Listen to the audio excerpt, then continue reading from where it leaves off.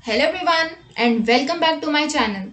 In this tutorial, I will teach you 40 rare words in English with their deep meaning. So it's true, there are so many interesting words in the English language, but people tend to use the same ones over and over again when they're having a conversation. If you want to change up your vocabulary a little, try including some of the 40 rare and unique words with their meanings and also with the examples I have rounded up below. Some of them are ones you may have heard before but never knew what they meant, and others may be words you never knew existed. Either way, incorporating one or several of these unusual words into your dialogue will impress people. So try starting by memorizing 5 words and their meanings each day, and then challenge yourself to use them within 24 hours. Once you do, move on and memorize 5 more you can use. So before you know it, you'll know all kinds of new words. So without any further delay, let's look at the 40 rare and unique words in English with their deep meaning. Let's look at the first word, dendrophile, meaning a person who loves forests, trees, etc. Now let's look at the example. A dendrophile like me finds it hard to comprehend how anyone could want to cut down a tree. Now let's look at a second word. In this word, P is silent, so the word is pronounced as sithurism. Now let's look at the meaning. The sound of the leaves rustling as the wind blows through the trees. Now let's look at the example. The garden offers extremely enjoyable relaxation and retreat to a traveler in the Sithurism and the songs of nature. Now let's look at the third word, flaneur, meaning someone who saunters around aimlessly but enjoyably observing life. Now let's look at the example. Enlightened flaneur Patrick Smith never separates gazing from questioning. Now let's look at the fourth word, adagio. Now let's look at the meaning, to perform in slow tempo. Now let's look at the example. Unlike his usual style, the symphony ends with an adagio that includes some of the most anguished music he ever composed. Now let's look at a fifth word, bole. Now let's look at the meaning, the trunk of a tree. Now let's look at the example. After polishing to achieve a smooth skin, a reddish or pink bole is applied and this is polished again. Let's look at a second example. This may be the only alternative because there usually are no trees that survive to record successive fires as fire scars within the bole. Now let's look at a sixth word, ballistic. Now let's look at the meaning, having its motion determined or describable by the laws of exterior. Now let's look at the example. Within 2 or 3 days, the media just went ballistic, so it worked in my favor. Now let's look at a seventh word, bedlam. Now let's look at the meaning, a scene or state of wild uproar and confusion. Now let's look at the example. The girl seems delicately poised between past and present, youth and eternity, bedlam and meditation. Now let's look at our eighth word, convivial. Now let's look at the meaning, friendly. Now let's look at the example. The idea was to create a jukebox for all kinds of convivial settings, from parties in parks to hangouts on college campuses. Now let's look at a ninth word, doldrums. Now let's look at the meaning, a state of inactivity. Now let's look at the example. Now they have gone 4 games undefeated and have moved up from the doldrums. Now let's look at a 10th word, finagle. Now let's look at the meaning, to cheat a person. Now let's look at the example. He finagled me out of my property. Now let's look at the 11th word, gazebo. Now let's look at the meaning, a freestanding roof structure usually open on the sides. Now let's look at the example. If the garden has a gazebo, it makes sense to have the wedding staged on the steps. Now let's look at a 12th word, flim-flam. Now let's look at the meaning, a trick or deception. Now let's look at the example. When I get bored, I'll sometimes speak flim-flam just to fill the silence, and the nonsensical ravings will irritate my family. Now let's look at a 13th word, heliophilia. Now let's look at the meaning, desire to stay in the sun or love of sunlight. Now let's look at the example. The rate of competitive elimination through shading is largely determined by the degree of heliophilia of the shaded species. Now let's look at the 14th word, rendezvous. Now let's look at the meaning. An agreement between two or more persons to meet at a certain time and place. Now let's look at the example. The police were informed and went to the rendezvous where the defendant was waiting. Now let's look at the 15th word, querencia. Now let's look at the meaning. A place where one feels safe or a place where one feels at home. Now let's look at the example.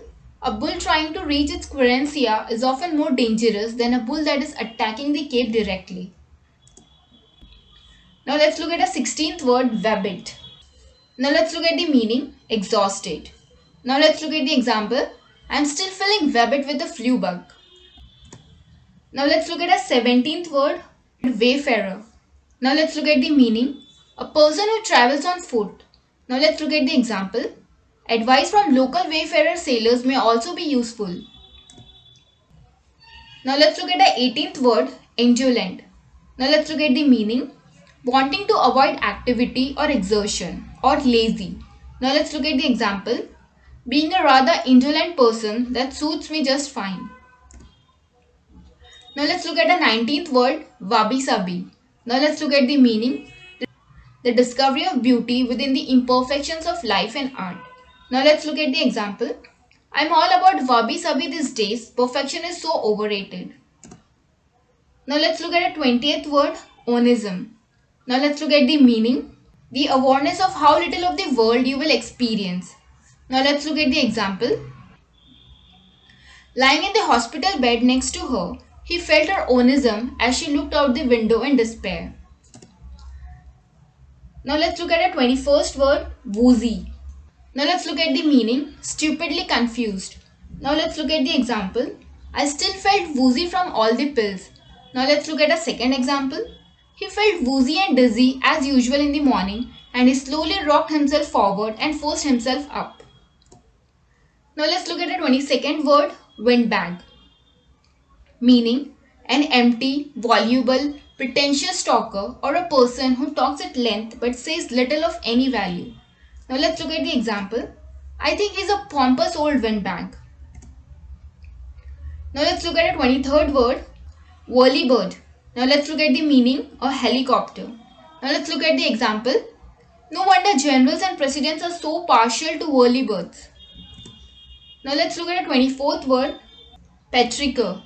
Meaning, the wonderful smell in the air after it's been raining or a pleasant smell that frequently accompanies the first rain after a long period of warm, dry weather. Now let's look at the example. One can almost smell the petrichor. Now let's look at the 25th word, kaput. Now let's look at the meaning, ruined, done for or demolished. Now let's look at the example. The water pumps broke and kaput. Now let's look at the 26th word, Limburger. Now let's look at the meaning, a variety of soft white cheese of strong odor and flavor. Now let's look at the example. As an actor, he was the essence of Limburger cheese. Now let's look at the 27th word, lummox. Now let's look at the meaning, a clumsy, stupid person. Now let's look at the example. Watch it, you great lummox. Now let's look at the 28th word, moocher. Now let's look at the meaning, to borrow or a person who lives off others without giving anything in return. Now let's look at the example. No one gave me any handouts like this moochers expect. Now let's look at a second example. There's nothing we hate more than a moocher taking our last beer. Now let's look at the 29th word, nabob. Now let's look at the meaning, a person of conspicuous wealth or high status, or the historical meaning, a Muslim official or governor under the Mughal Empire. Now let's look at the example. It dawned on me that all the friends I had made, all two of them were nabobs and both had magnanimity. Now let's look at a 30th word, quirky. Now let's look at the meaning, full of quirks or having or characterized by peculiar or unexpected traits or aspects. Now let's look at the example. He drew inspiration from unexpected things like dried leaves or quirky antique books. Now let's look at a 31st word, verve. Now let's look at the meaning, vigor and spirit or enthusiasm. Now let's look at the example. The design captures the spirit, character, and verb of Chinese culture. Now let's look at a 32nd word, bibliobibuli. Now let's look at the meaning. People who read too much or to be drunk on books. Now let's look at the example. The bibliobibuli are constantly drunk on books as other men are drunk on whiskey or religion. Now let's look at our next word, sobriquet. Now let's look at the meaning. A person's nickname. Now let's look at the example. He laughs when asked about his new sobriquet of Britain's richest man. Now let's look at a 34th word, scintillating. In this, C is silent, so the word is pronounced as scintillating. Now let's look at the meaning. Sparkling or shining brightly or brilliantly and excitingly clever or skillful. Now let's look at the example. The audience loved his scintillating wit. Now let's look at the second example.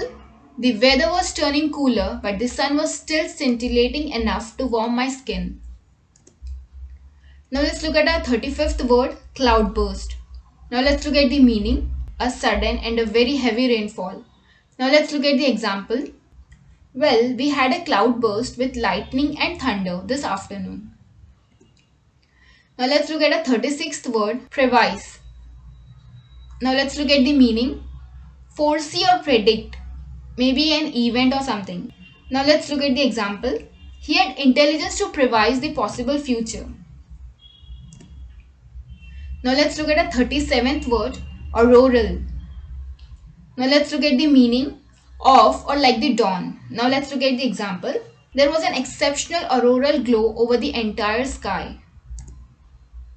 Now let's look at a 38th word, ingrate. Now let's look at the meaning. Someone who is not thankful for others' kindness or an ungrateful person. Now let's look at the example. People hate to give him gifts because he is an ingrate who never thanks them.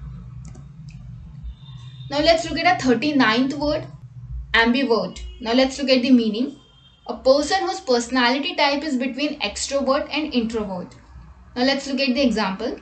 Natasha is an ambivert. Now let's look at the last word, quetch.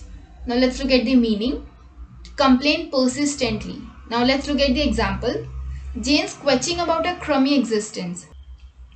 So friends, I hope you enjoyed this English video lesson and learned a lot.